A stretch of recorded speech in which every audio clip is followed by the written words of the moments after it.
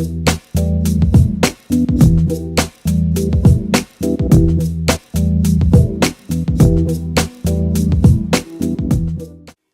was the morning of my biology exam, and instead of studying about mitosis and meiosis, I was sitting there crying my eyes out because I didn't know anything.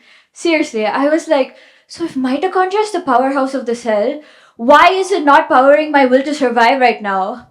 My notes look like ancient Egyptian hieroglyphics.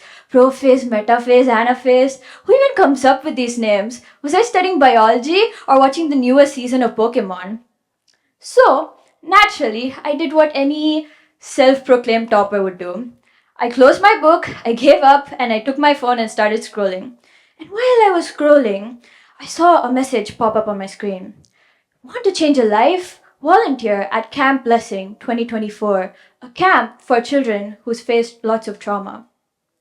At first, I thought it was just some random WhatsApp scam. You know, like the kind that says, forward this to 20 friends for a free iPhone and some good luck. But something about it stuck with me. And I realized later that it was destiny calling. Because the crazy thing is, just a week ago this incident, I had read a book called Sunshine, and it was also about a healing camp like this. And when I read it, I remember thinking to myself, man, I wish I could go some place like this somewhere. And for once in my life, instead of ghosting me, the universe actually granted my wish. And so I applied. And while I was dreaming peacefully, my mom slapped me awake for my interview, which was in the middle of the night. And I was trying to sound smart while mumbling some gibberish about responsibility and teamwork in my SpongeBob pajamas. But somehow, miraculously, I got accepted. And that, ladies and gentlemen, is how I accidentally stepped into the most life changing biology lesson ever. It's not about cells dividing, but about hearts healing. Before we go into that, let's take a selfie, shall we? Ugh, what is that? Have you ever tried to take a selfie in bad lighting? Suddenly your face looks like the ghost from Conjuring, right? The light hides and reveals. But it also lights. Just like that, when people see my camp photos, they see smiling kids, us dancing, campfires, and me looking like some responsible young adult. But that's just the mirror. And the mirror only works when there is light. But what about the parts of us that live in the dark? Because behind those smiles were tantrums, trauma, jealousy, chaos, and one teenager having a breakdown in the middle of nowhere on her sweet 16th birthday. And that's when it hit me. This story isn't just mine, it's ours. Because whether it's exams, fake friends, toxic family issues, or just the daily torture of living in this cruel world, we are all suffering from something. So today, I don't want to show you some perfectly curated posts or smiling faces. No, I am going to show you what the mirror missed, because that's where the real stories live. So, fast forward to my first year at Camp Blessing. I was assigned two 10-year-old girls, Lily and Rose. Lily, at first, at 15 years old, I thought I was ready to be this cool big sister mentor for those girls. Spoiler alert, boy was I so wrong. Lily was this girl who seemed like an angel. She was so polite, always smiling and chasing butterflies. The mirror deemed her as this perfect golden kid. But what the mirror missed was her note. Her note was a small piece of paper, and in shaky handwriting she had written, "I miss my mom." Her story was the stuff of nightmares. Her father had killed her mother. A sentence that feels so wrong to even say out loud. But Lily? No, she didn't walk by carrying trauma. She walked by carrying light. She smiled like a princess even though she carried the weight of a dragon. That night, when the whole camp was sleeping, I noticed her sitting near the window, wistfully looking at the stars. I asked, "Lily, why aren't you sleeping yet?" And she responded with a soft smile. My mom used to tell me that the stars are the holes of heaven. And so whenever I miss her, I just look up to see if she's looking back down on me. And that line, it wrecked me. That day, I learned that strength isn't about being the loudest person in the room shouting, I'm fine. Maybe it's the quietest person deciding to show love and care even though the world did her so dirty. Next, there was Rose, and she was the total opposite. She walked like she owned the camp and rolled her eyes at everyone who dared cross her path.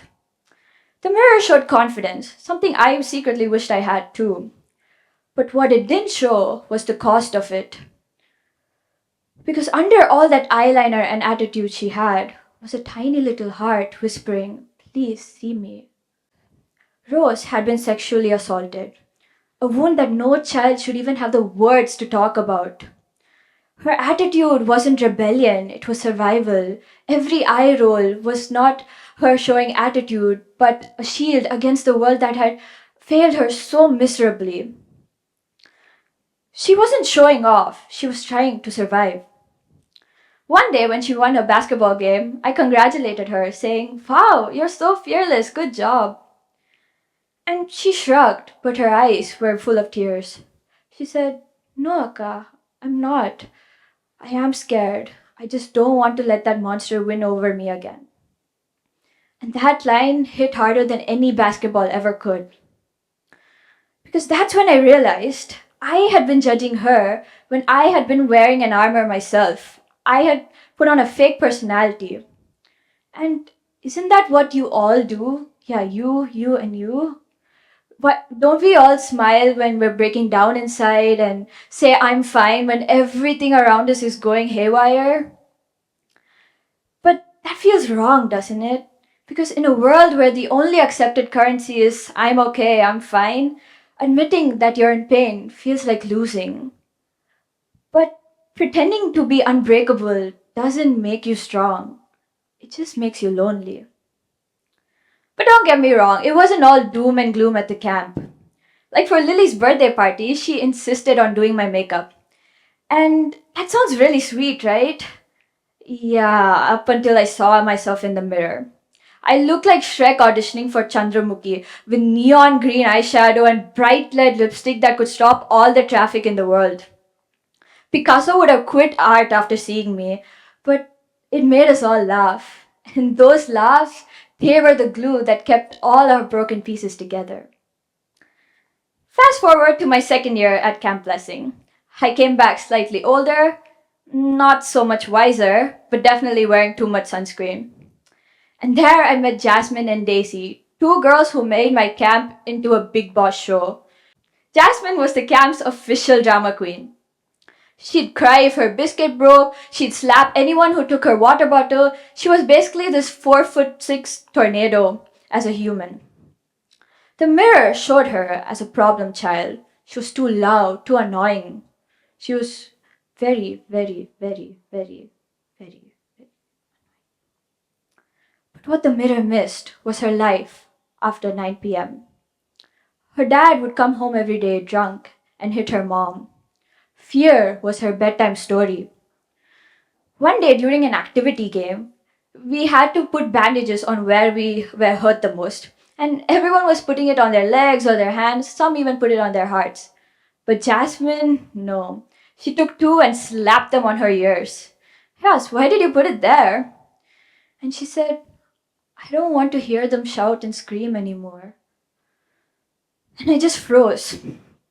That day, I realized her tantrums weren't misbehavior, they were cries for help.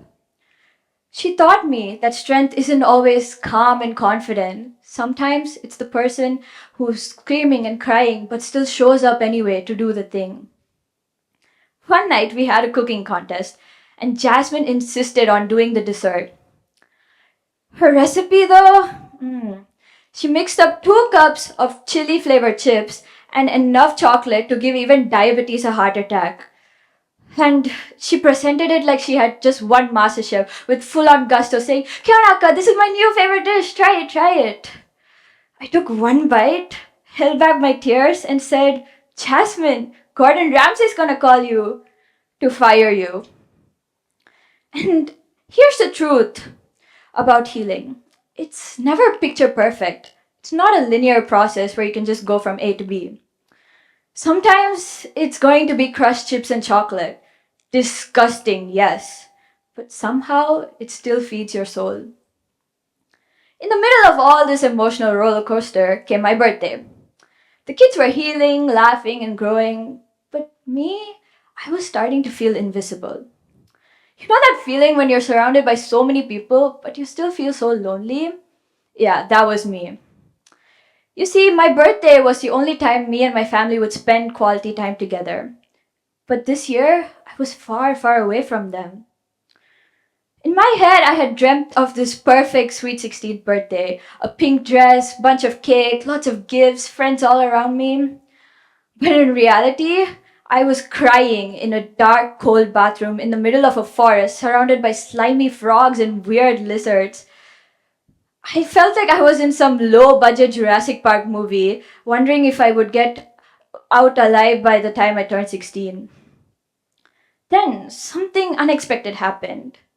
A person who used to hate me and used to call me a brat, she saw me crying and she immediately came over to hug me. She didn't give any lectures, she just stayed with me. And in that moment, a person who once put me down became the one who held me up. Right then, my phone buzzed again. It was a text message from my mom saying, "You are the magic, Keona. The best gift you're getting is the love and care you give for those kids." And when I read that text, it felt like someone had handed me a flashlight in that dark bathroom. Maybe my birthday wasn't ruined. Maybe it was being rewritten. Because that night, I wasn't just turning 16. I was realizing that happiness doesn't always have to look like parties and perfection. Sometimes it looks like frogs on the floor or a cracked phone screen showing a text from your mom. Later that day, we went ziplining. And halfway through, I felt ridiculous, like I was trying to fly away from my sadness. But then, out of nowhere, so many tiny voices around me started shouting, 16, 15, 14. It was those kids counting down my birthday. And at that moment, I didn't feel small anymore. I screamed back, "Best birthday ever!" I felt seen, carried. Because love, real love, doesn't always have to be pretty. It just shows up, holds you up, and lets you fly.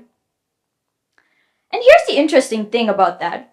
If you had taken a photo of me right then, you would have seen a happy girl screaming on the zipline. You would have thought, oh, she's having the time of her life. But what it would have missed was everything behind it. The tears, the fears, the doubts, the chaos. The why. And the why, that's the real lesson.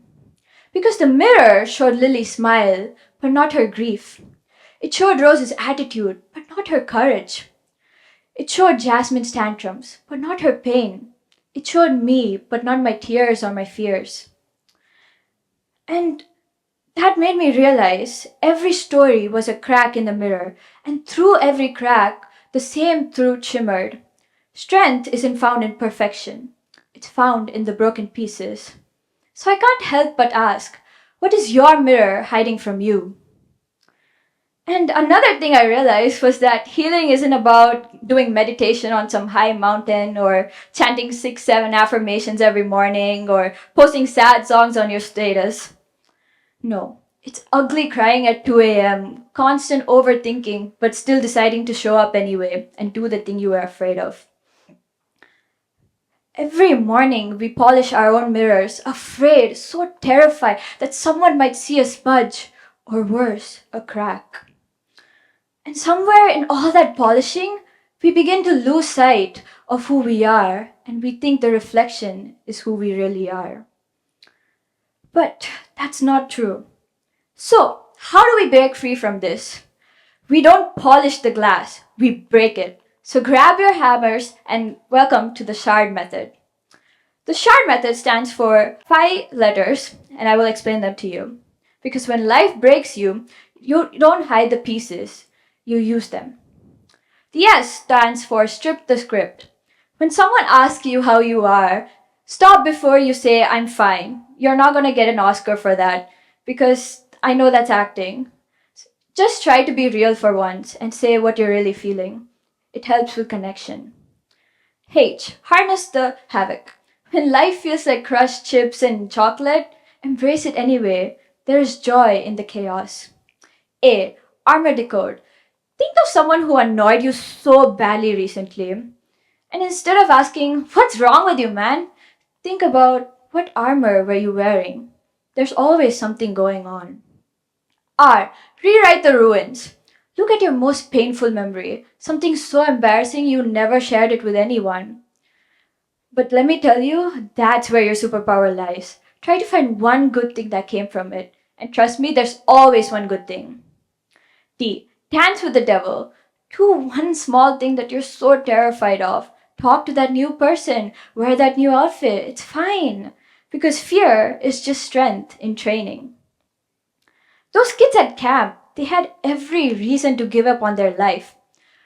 But they didn't. And they taught me something that no mirror can ever reflect: love. Because mirrors can crack, the glass lies, but love never does. So step through the shards, walk barefoot through the mess, because the parts of you that feel too broken, that's where your superpower lies. Before I go, I want to give you your last piece of homework. And don't worry, it's not about biology. Find a piece of paper and write down something that you've always hidden from the world. One little crack, one hidden truth. And instead of hiding it, hold it gently in your palms. That's it. You don't have to show it to anyone around you, you don't have to talk about it. Because this isn't about being seen by others, it's about being seen by yourself. And that quiet moment of honesty, that's passing the test.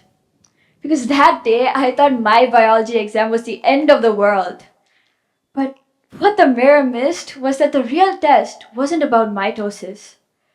It was learning that the secret of true strength isn't about becoming unbroken, but holding your cracks gently. And that test, all of us can pass. Thank you.